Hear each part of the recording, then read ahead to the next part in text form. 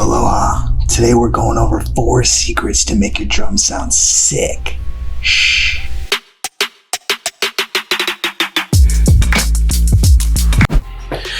What's up, you guys? Welcome back to the channel. It's your boy Alex. I'd like to personally welcome you on your new journey as a sick-ass producer or mixer. Make sure you hit the subscribe and the bell so you get updates on each new video. Chill! Okay, so if you're making beats and you're wondering, why don't my drums sound like the people on the radio? I'm gonna give you 4 secrets to make your drums more interesting, more saucy, and more sick. Plus, you know I got a bonus for you. It's an Ableton update that will make your drums slap. Okay, secret number 1 is to get off of the grid. And to do that, we're gonna hit Command 4. That's going to deactivate the grid. Then we're gonna hit left or right to move the notes sooner or later on the timeline. And a lot can happen when we do that.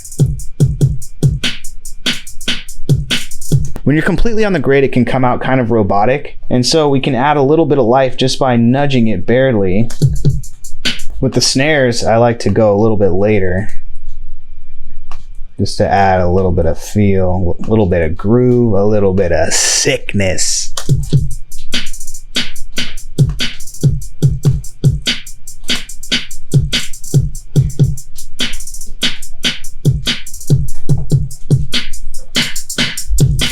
Secret number 2 is velocity variation. And just like being on the grid, when your velocity is exactly the same the whole time, it can come off a little rigid, a little bit robotic. So let's see what we can do. So I have straight 1/8 notes right here. What I like to do is for each other one, so I like to bring the velocity down. So the first note being high, and the second note being a little bit lower in velocity. And just kind of do that same thing. Then you can just copy and paste this. And then he kind of simulates a drummer doing his drummy thing.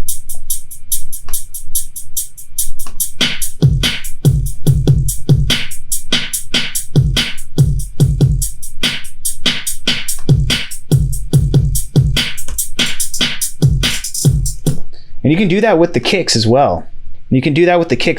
So let's bring this second note down. Boom, boom. You kind of hear the difference. Boom, boom. Kind of simulates how a drummer would really play.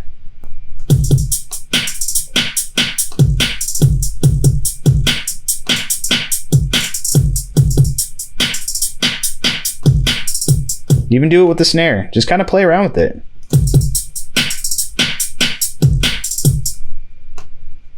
You can really see after doing just a little bit, makes it more interesting. Sick. Tell me that you guys are still following. Comment aloha. Let me hear ya. Okay, secret number 3 is layering your sounds. So here's the first loop I had.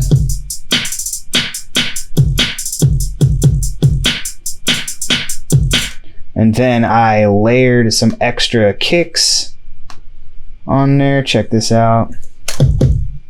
Right, compared to this, I just stacked them up.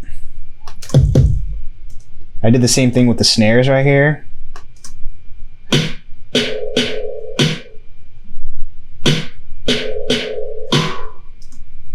So all together now. This is what it was before. And then layered up.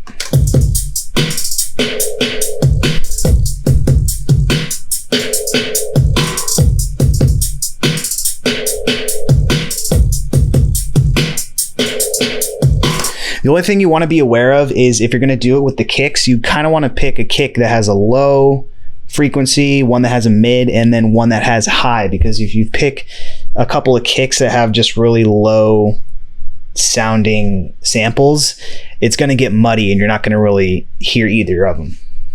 A really awesome way to add some slap to your snares is to put a clap behind it. You can really hear it jump out of the speakers and smack you around. Secret number 4 is to use effects buses. And what I mean by that is a return track. So instead of adding your reverb or your delay directly to your track, what you're going to do is create a return track.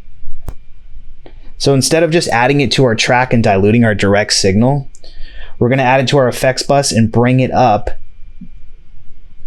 So we're getting a dry signal, really nice and clean, and then we're adding our wet signal underneath it.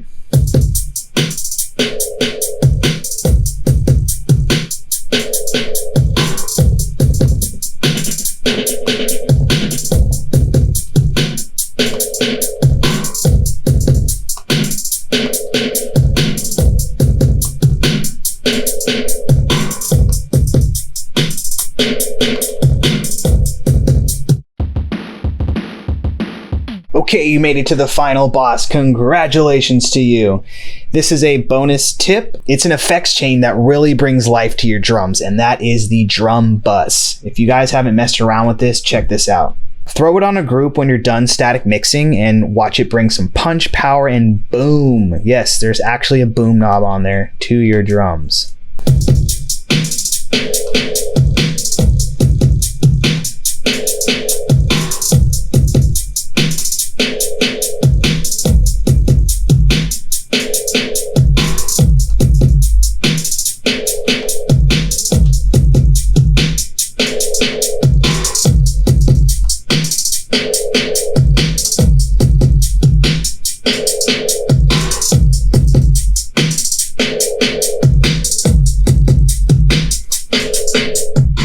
It's a rad stock plugin, and I've found that it can be used on other tracks besides drums, synth, bass. Just play around with it and have fun with that one. All right, you guys, so question of the day, what do you have the most trouble with when it comes to drums? Let me know. If you guys found this video helpful, make sure you drop a like. Follow me on Instagram at AlohaAlex. I'm always down to collaborate and link up.